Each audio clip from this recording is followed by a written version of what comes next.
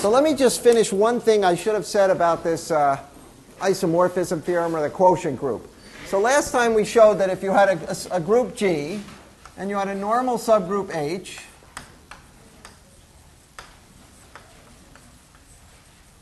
that there is a new group that one can construct, G mod H, quotient group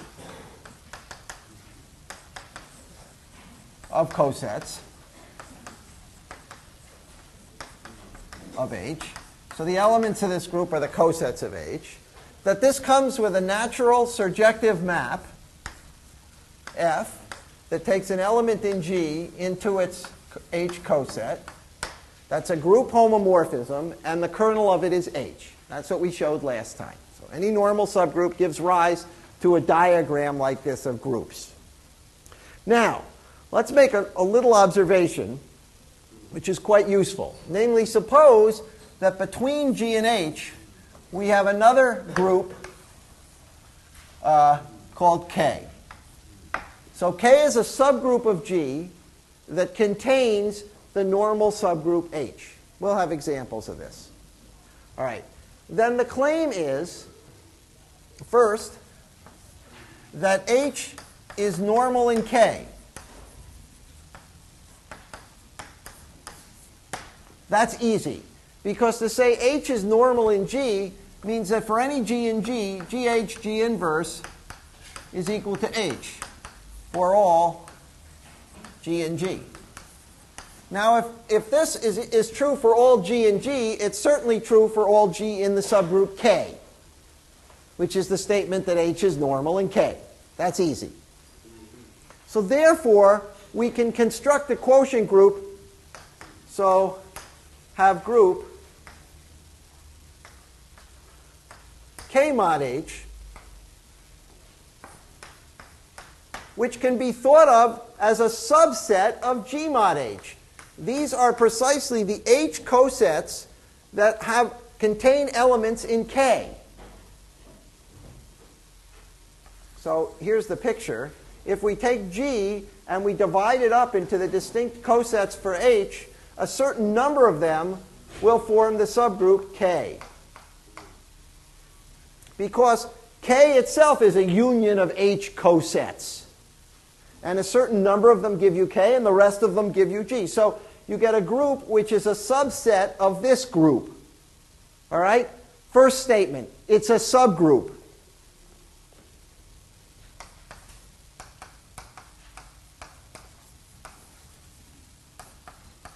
Of G mod H. Because K is a subgroup of G. In other words, if I take two different cosets that lie in K, HA and HB, and I multiply them, that coset also lies in K. So this subset of cosets that lie in K is closed under multiplication. Why? Because if I take two elements in K, A and B, and I multiply them, I get a new element in K. That's because K is a subgroup. The cosets contained in K are stable under multiplication as K is stable under multiplication. Okay? So if I have a group containing K, H, then in the quotient group G mod H, I get the subgroup K mod H. Okay. Conversely, and this is very powerful,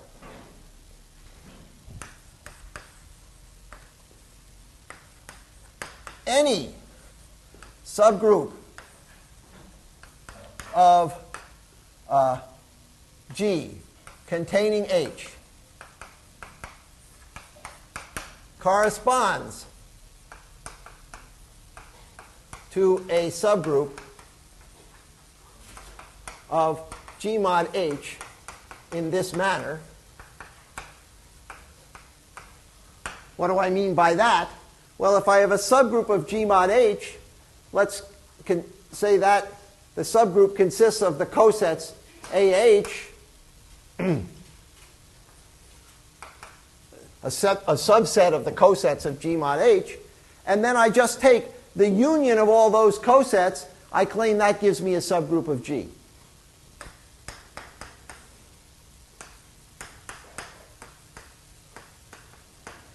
Corresponding to the subgroup.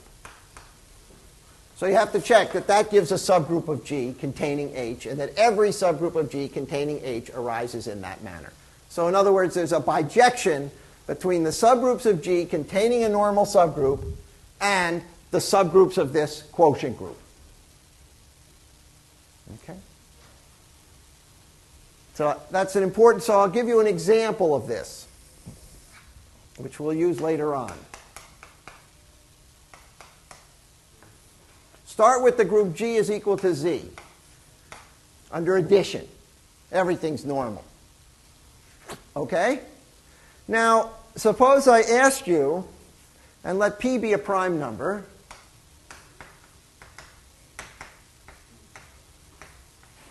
and consider the subgroup H, which is multiples of P.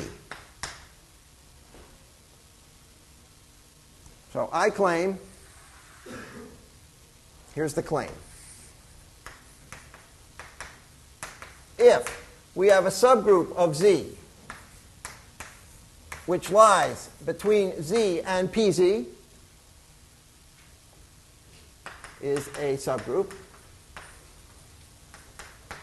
then either K is equal to the integers or K is equal to PZ.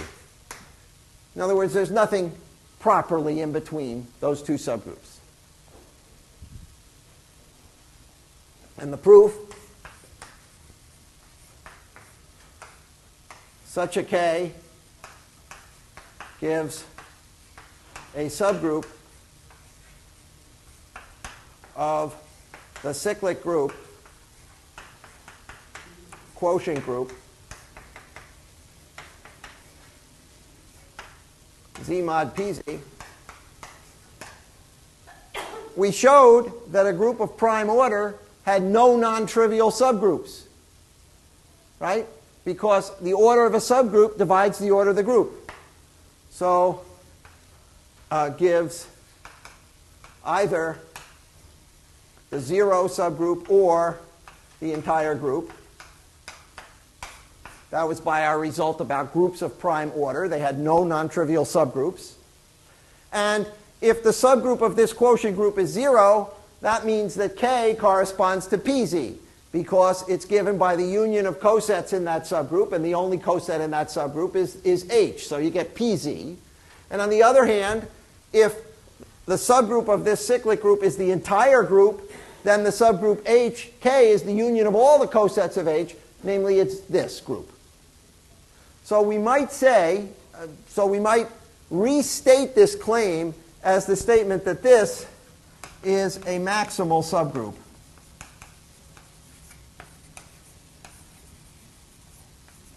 of G. Maximal meaning anything larger than it is the entire group. You can't get any bigger. Okay? So that's some kind of way we're going to use this quotient theorem. We're going to use it to pick out you get a wonderful thing from this, this picture, namely any subgroup of G containing H maps to a subgroup here, and any subgroup of G mod H, if we take the inverse image under this map, that's all this is, by the way.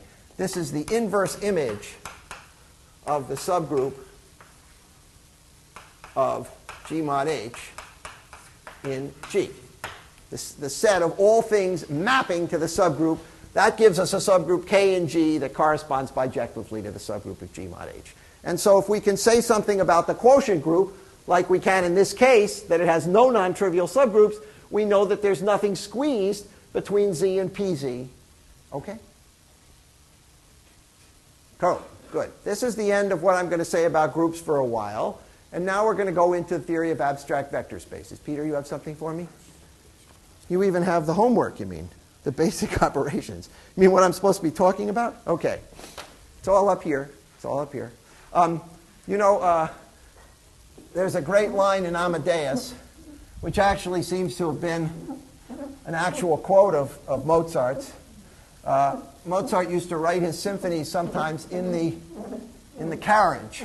Once he took a trip from Vienna to Prague and wrote an entire symphony in the carriage. Then just got off and wrote it down on the paper. And in Amadeus, the man who commissioned the Magic Flute, which was really a popular opera, not a serious opera in Mozart's time, paid Mozart a considerable advance to write the Magic Flute, was harassing him about when he was actually going to produce the opera, because they were going to go into production in a week. And Mozart said, "It's all up here. The rest is scribbling." Okay, so the rest is scribbling. So now we're going to go to the operation on vector spaces. So vector spaces are something you've seen already in your courses on linear algebra. And usually people study vector spaces in linear algebra over the real numbers. Reals or complex numbers. Because that's our geometric intuition of what a vector space looks like. In a vector space, V, I'll always denote V for a vector space, over R, consists of, first, an abelian group. So that means you can add vectors with operation plus an identity element, what's called the zero vector, or sometimes just zero, an inverse element, sometimes called minus v. So this is the operation of the abelian group in a vector space is written additively like it is for the integers. Now, this would be a perfectly good example of this would be the integers, but the integers are in a vector space. And the second thing you need is you need a scalar multiplication by elements C in your real numbers, for example. So in other words, the abelian group, the elements of the group are usually denoted little v. So the operation plus means that you can take two elements of v and add it and get a v plus w, that sort of thing. So you can also take an element in this abelian group and you're allowed to multiply it by a scalar. So there should be some operation that takes v to c times v, where c is a real number. So it's a little more than an abelian group. It has this scalar multiplication. And that scalar multiplication has to also satisfy some identities. For example, if you multiply by the zero scalar times any vector, you have to get the zero vector. And if you multiply by the one scalar times any vector, you have to get the vector itself. Right? And if you do, there's various associative laws. So if you multiply two scalars, a times b, and then you scalar multiply that by a vector, that's a of b times a vector. So here's the first scalar multiplication of a vector. Here's the second scalar multiplication of a vector. Then there's distributive laws that relate these two operations. So this is something I think you're familiar with, at least I hope. And geometrically, one's supposed to view vector addition, for example, in the plane, which is, this is an example of a vector space. V is equal to, sometimes called R. So examples of vector spaces. The simplest example is 0. The vector space consisting of one element, 0. You can have, right? You can have a group of one element. You can have a vector space with one element. It's kind of stupid. Here it is. There's the zero-dimensional vector space. Then you can have a vector space, which is slightly more non-trivial, consisting of all real numbers, where you add them, just using the addition law in the real numbers, and you scale and multiply by scalar multiplying real numbers. That vector space we frequently denote by the real line, like this. Here's the 0 vector, here's the 1 vector, etc. And of course, you go on and you define more complicated vector spaces. For example, r to the n, which is what one usually experiences first in linear algebra. And this vector space, a vector, consists of n real numbers, component-wise, where the ai are reals. And you add them by adding component vectors. So v plus w, where w has the entries b, would be a1 plus b1 A2 plus B2, AM plus BN, where W is the vector B1 through Bn. And if you want to multiply by a scalar, you multiply the scalar times each basis vector. And that satisfies the axioms of a vector space. And if I wanted to draw a picture of R2, which one frequently does, the vectors in R2 would be would have coordinates A1, A2, where this would be A1 in this direction and A2 in this direction. And when you add vectors, as you've probably learned, you do it by the parallelogram law, if I can draw it. This would be the vector up here, V plus W. And when you scale or multiply vectors, you just scale them up and down the line that they're on. So it's very good when you're thinking about real vector spaces to have this geometric intuition in mind. That's where they came from. They were formalizing geometric operations. Of course, in this vector space, because it's over the real numbers, we have other properties beyond just addition and scalar multiplication. For example, we have the notion of the length of a vector. In Rn, can define things like inner products, V dot W. You can define the length of a vector, things like that. This is given by the summation of AI BI. It's a funny product operation. This is the square root of the sum of the AI squareds. Gives the Euclidean length of a vector. So there are many, many things one can do in this vector space that are very useful for calculus, like you want to say when two vectors are close to each other, the length of their difference should be small. But you can't do in a general vector space. So remember that the dot products and the absolute value of a vector, that's something we're not doing here. This is just abstract spaces. Now, when we do linear algebra, we're going to do the same things for vector spaces, but not necessarily where you can scale or multiply by the real numbers. We're going to study now the theory of vector spaces over a field F. So before I tell you what a vector space over a field F is, I have to tell you what a field is. So a field is going to be something that abstracts what the real numbers are, what the complex numbers are.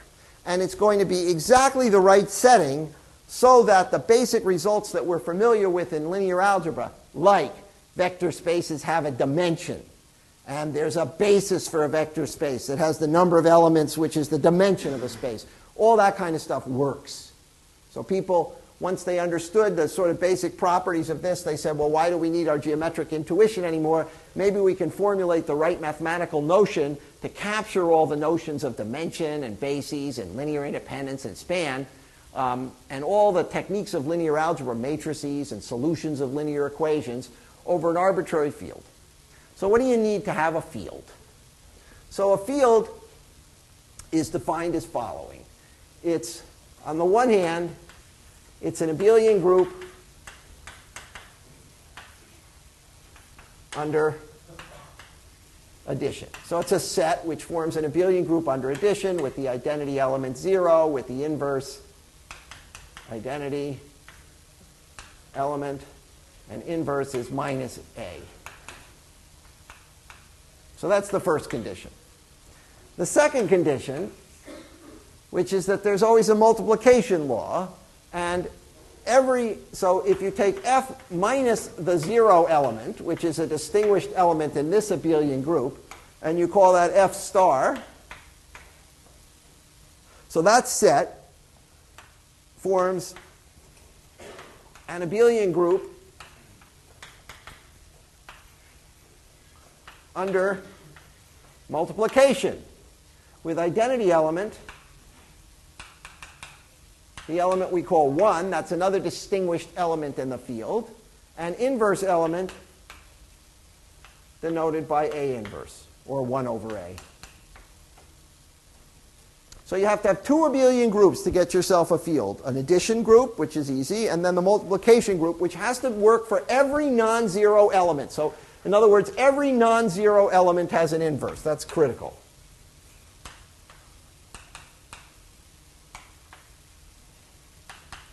Has a multiplicative inverse. So for example, the integers, which form a very nice abelian group, which have a very nice multiplication law. Everything is good about them, except that you can't invert 2.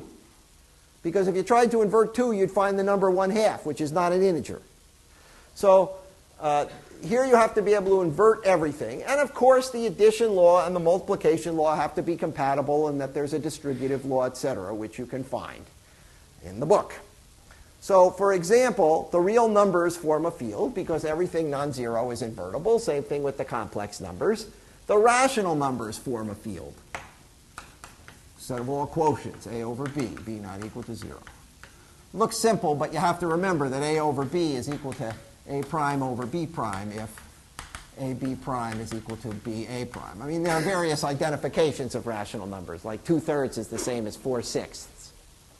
So, but everyone has some pretty good idea of what the rational numbers are. The integers are not a field.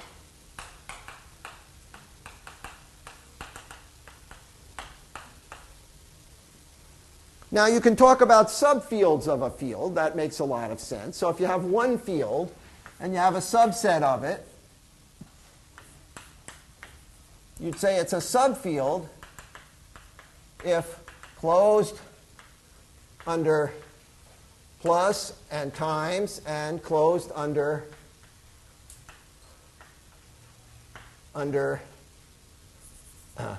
inverses in both groups. So it's a subgroup under addition, and the non-zero elements form a subgroup under multiplication. So you might notice that in this case, Q is a subfield of R. It's closed under addition and multiplication. And R is a subfield of the complex numbers. And there are a lot of things in between. Believe me, there is. Not here, but between here and here. There are a lot of interesting fields. And you might ask, and people started out with the notion of whether these were the only fields. Namely, was every field considered a subfield of the complex numbers? Could we construct anything else that was completely different than the complex numbers or the real numbers? Because if there were no other interesting fields, we wouldn't have any other interesting theory of vector spaces. Okay? So we might try to construct a field by hand. Why not?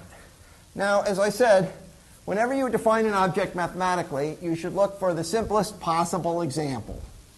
Now, the simplest example of a group or a vector space has one element in it. Here it is. It's got to have the identity element. Now, the simplest element of the example of a field has to have more than one element, because you insist in the definitions that the identity element for addition and the identity element for multiplication are distinct elements. And so that's part of the definition. So there must be at least two elements. So any field, no matter how it's constructed, has to contain the identity element for addition and the identity element for multiplication. Okay? So if we're going to make the stupidest possible field, we should try to make it out of those two elements. Can we do it? So in fact, yes. The simplest field.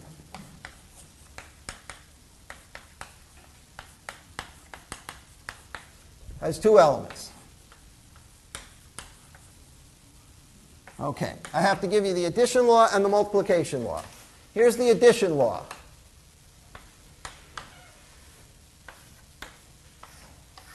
When you add 0 to anything, you have to get itself. That's part of 0 is the identity element for addition, right? So 0 plus 0 is 0. 0 plus 1 is 1. 0 plus 1 is 1. All I have to tell you is what 1 plus 1 is. We'll call 1 plus 1 0. That's my definition of what 1 plus 1 is. And now I have to give you the multiplication law. It turns out that 0 times anything in a field, part of things that Artin will show you, is 0. And the identity element times itself has to be the identity element. So multiplication is more or less forced. If you take this addition, you get a group under addition, and in fact this group is the group that I would call the cyclic group of order 2.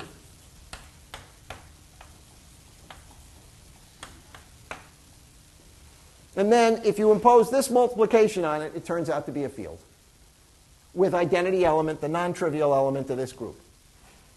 Okay? There's the first example of a field. Yeah? If you were to find 1 plus 1 as being equal to 1, so You'd get into trouble with the distributive laws, etc. And also, you wouldn't get a group. Because, yeah, I mean, 1 plus 1 is 1 won't do for a group because then there's a unique identity element in a group. So 1 plus 1 equals 1 would imply that 1 is equal to the additive identity, which is equal to 0, which is a contradiction because in the field 1 was not supposed to be equal to 0. Okay? So this is forced on us. This is forced on us. Either this works or it doesn't. It turns out to work. More generally,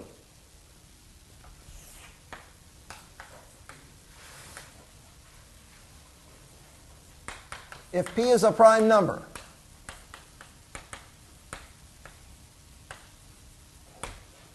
then Z mod PZ with the multiplication inherited from Z, in other words, A times B, A bar times B bar is congruent to AB bar mod P. Namely, you represent the classes by integers, you multiply them, and you take the remainder after division by P, the way Peter described the multiplication table to you on Z mod NZ, is a field.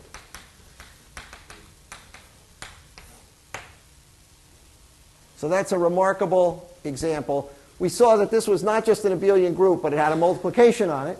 And the claim is that that multiplication has the property that every non-zero element is invertible. However, and this is a little warning sign, by the way, that was invented by Bourbaki. It means take care. You know, it's like in the game Mealborn, where, you know, you put out the roulette, and, you know, and then all at once it's, you know, attention, attention, attention. Z mod NZ is not a field if n is composite. So we're not going to get any more fields this way. It's only when n is a prime that this abelian group with its natural multiplication is a field. Okay? Now I have to prove it for you. This, by the way, is P equal 2. You see, if you think of this product law, this is multiplication of even and odd numbers. Right? If you multiply an even number by an even number, you get an even number. An even number by an odd number, you get an even number. An even number by an odd number, you get an even number. An odd number by an odd number, you get an odd number. That's multiplication in Z mod 2. Okay? Let's prove this.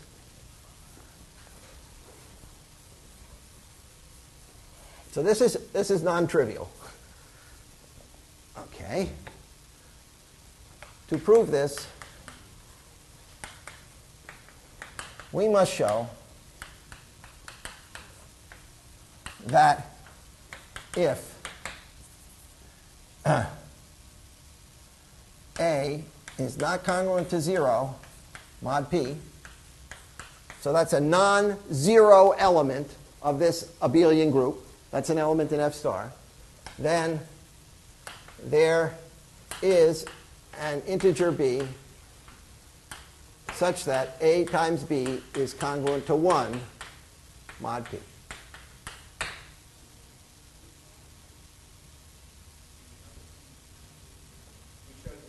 We did? You did it already? Oh, it's so shocking. I was going to do this brilliantly with my... All right, well, I'm going to do it better. I'm going to do it better. Maybe you did it this way. Let's see if Peter is as ingenious as I am. You see, that would be... Then B would be congruent to A inverse mod P. Well, there are many ways to slice this lemon. All right, here we go. So the proof goes like this.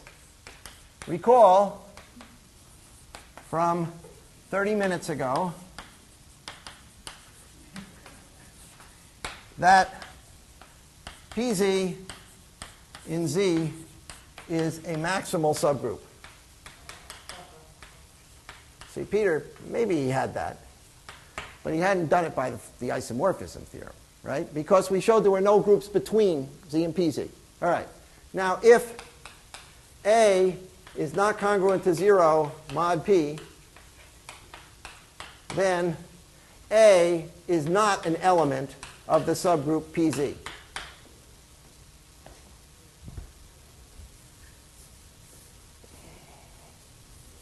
Okay? We agree on that? That's our hypothesis. We have a non-zero element mod P, means it's not divisible by P, so it's not in here. Hence,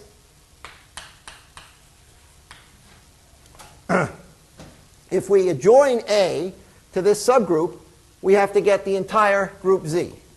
PZ plus AZ is equal to Z. Because this means all integer multiples of P plus all integer multiples of A. Because this is a subgroup, as this is a subgroup of Z containing PZ, but not equal to PZ because it contains the element A, which is not in PZ. So once it's bigger than PZ, it has to be the whole thing. Agreed? So it's Z. So that means if I take any element in Z, I can write it as a multiple of P plus a multiple of A. So write the element 1 as some multiple of P plus some multiple of A. Since 1 is an element in Z, I can write it as a multiple of P plus a multiple of A. And now look at this identity mod P. That says that 1 is congruent to BA mod P, because this is divisible by P. And there is my inverse B. Similar to what you did, Peter? You did the Euclidean algorithm? Okay. It's the same thing. It's the same thing, but I was a little fancier because I did this business about subgroups of Z containing PZ a little earlier. Okay? So there's my inverse. It's true for every non-zero element of the set. So there's my field. Now notice that this field is way different than the complex numbers.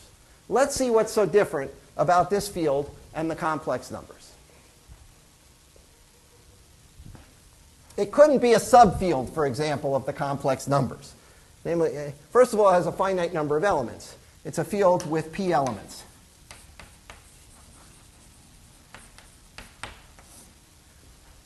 Okay? Now, Z mod PZ is not a subfield of C. And the reason is very simple. In any field, you have the element 1. Right? A field has to have a multiplicative identity, 1. And since you can add 1 to itself any number of times. So you can add it to itself n times. And you get a new element in the field. Okay? For every integer n.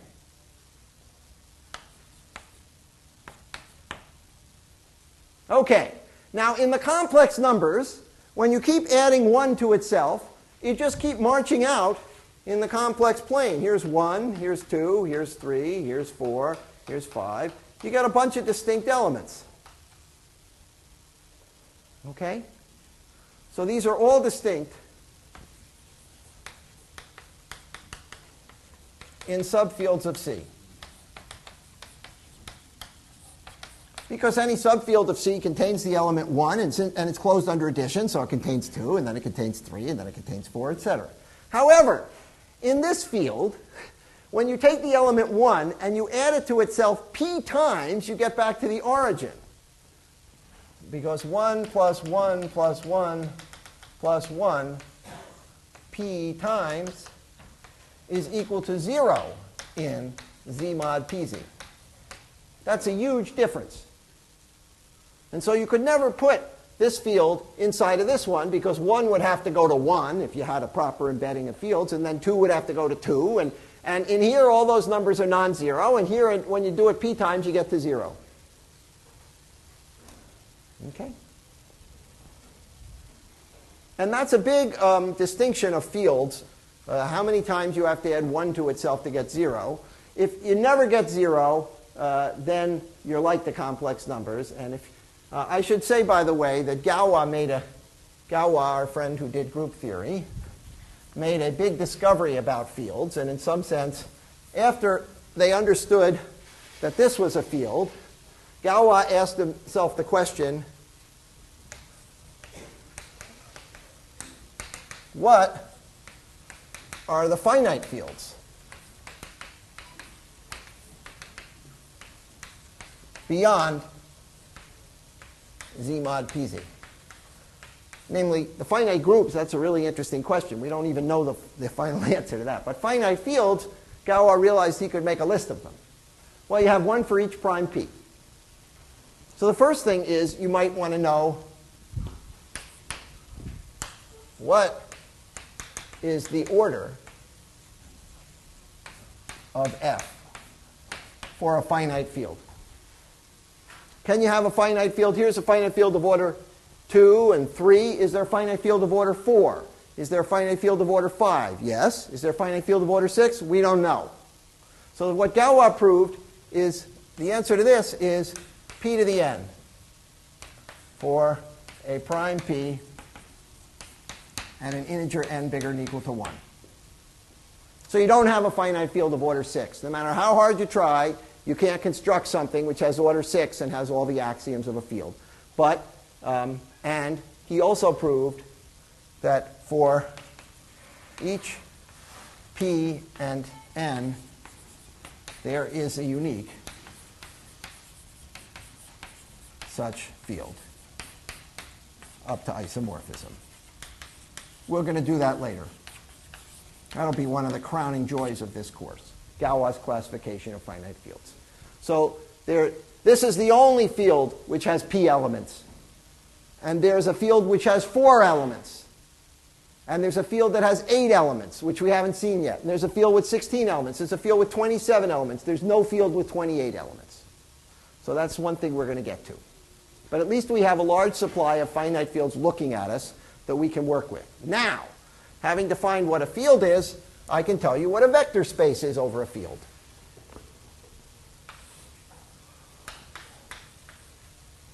And that's going to be the setting for the linear algebra we're going to pursue in the next couple of lectures.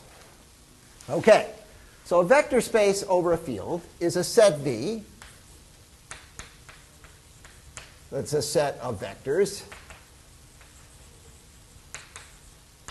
with the following properties. 1, V is an abelian group under addition with identity element 0V, just like it was for the real numbers, et cetera, et cetera. And the second, and here's where the field comes in, there's an operation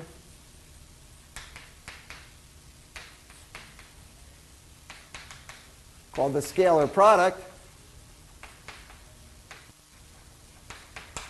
from V cross F into V that takes a vector and a scalar in the field F to the vector C times V. And it has to obey various rules with respect to the addition and the associative rule. And we have to have that 0 times any vector is 0V, where this is the 0 element of the field, and 1 times any vector is V, where 1 is the 1 element of the field. So, and the associative law, as usual, AB times a vector is A times B of a vector.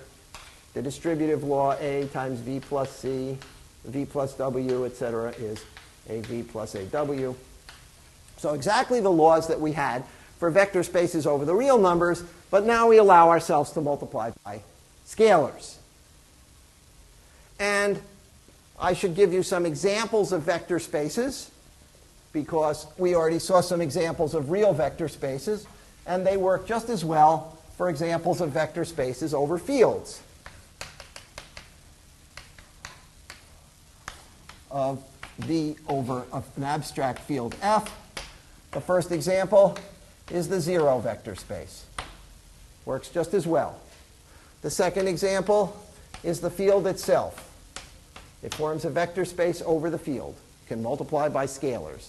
The third example, why not, is n tuples of elements in the field. So this consists of all tuples A1, AN, such that the AI are elements in F.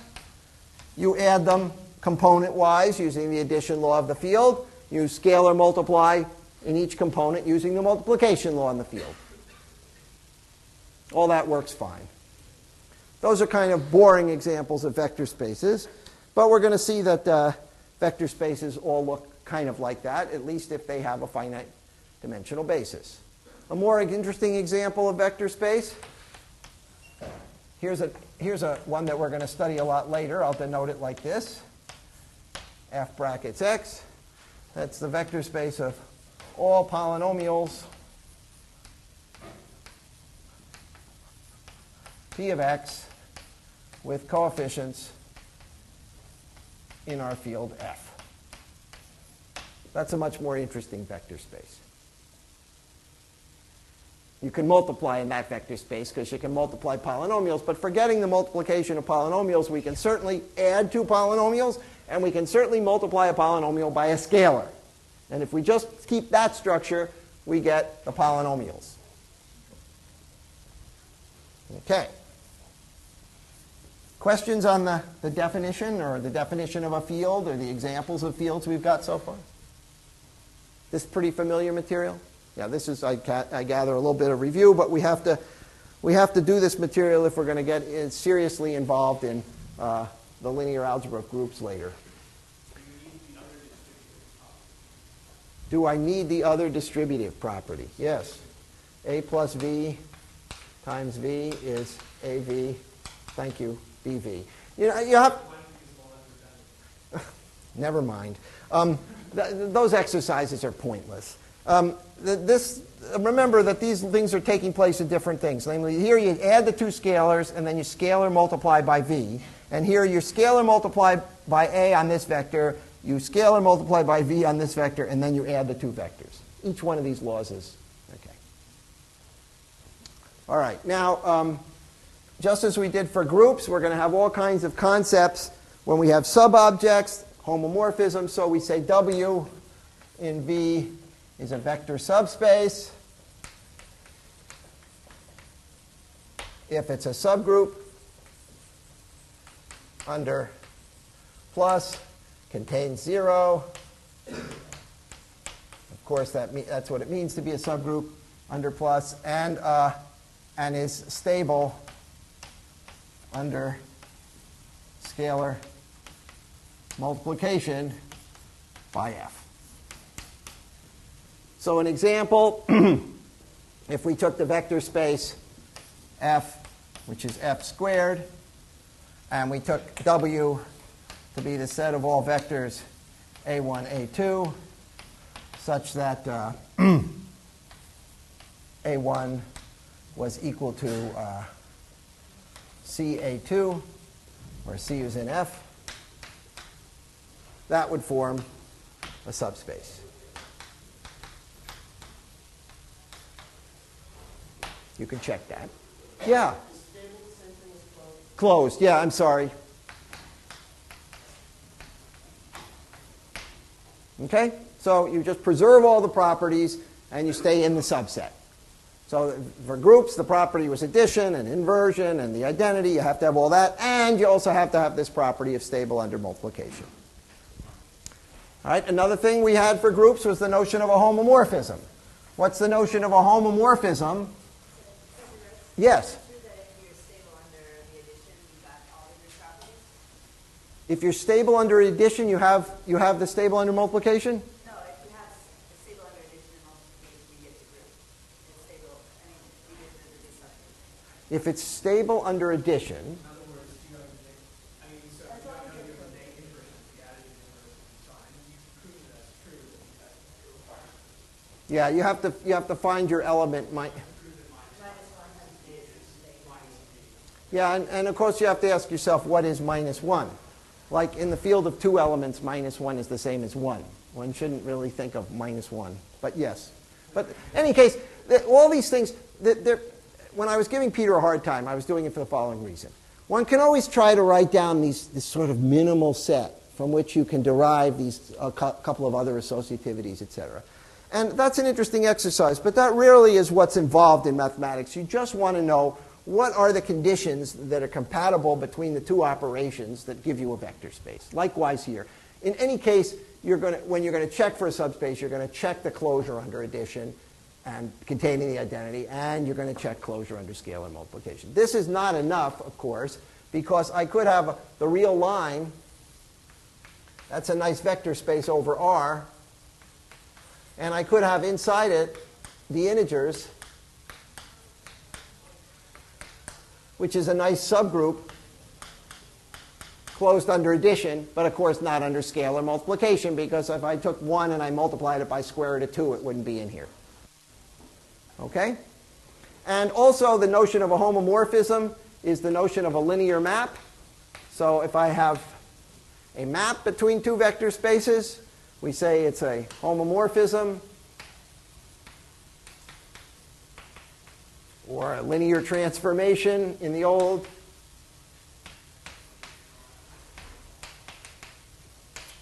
It's a homomorphism provided, first of all, it's a group homomorphism. T of v plus w is T of v plus T of w. Group hom. Takes the additive identity to the additive identity, takes inverses to inverses, and it commutes with scalar multiplication, where this scalar multiplication takes place in V, and this scalar multiplication takes place in W. So, just like a group homomorphism. Okay? If it's a group if it's a linear transformation which is bijective, we say it's an isomorphism, just like we did for groups. Homomorphism is equal to an isomorphism. Moreover, we find that the kernel of T, which are the subgroup of vectors such that T of V is equal to 0, is a subspace of V. That's because if you take T of CV, it's C of T of V, and we know it's a subgroup because of group theory, but we have to check it's stable under scalar multiplication. If you take this, you get C times T of V, which is C times the 0 vector, and anything times the 0 vector is the 0 vector. This is the 0 vector in W, sorry. So the kernel and the image of T, which are all things of the form T of V inside of W, is a subspace of W. So once I have a homomorphism that preserves scalar multiplication, its kernel and its image are subspaces. One more thing, and then I'll take a question. Finally, we might as well keep pushing our group theory. Why don't we define, if I have a subspace, W in V, I can define the quotient space, V mod W, set of cosets of W in V, which is an abelian group. You check that that has a scalar multiplication, has the structure of a vector space over F, and the natural map, which is a group homomorphism from V to V mod W, is a linear transformation with kernel W. So all of our notions from group theory, and here you don't even have to worry about normal subgroup because the group involved is an abelian group, all our notions from group theory go over into the theory of vector spaces once we assume the additional things that the subgroup is stable under multiplication or that the group homomorphism commutes with scalar multiplication. Okay? So in some sense, by doing vector spaces, you had already done a lot of the theory of abelian groups, but you had thrown in this extra scalar multiplication that you didn't really need. Now we need it. Okay. So this is, I should point out that next time you should read section 3.3 and the homework. So you should read 3.3 for Friday. We're going to get into some more serious linear algebra today. It's just definitions. And you're going to do exercises 3.1.1, 3.1.5, 3.2.1, 3.2.7, 3.2.15.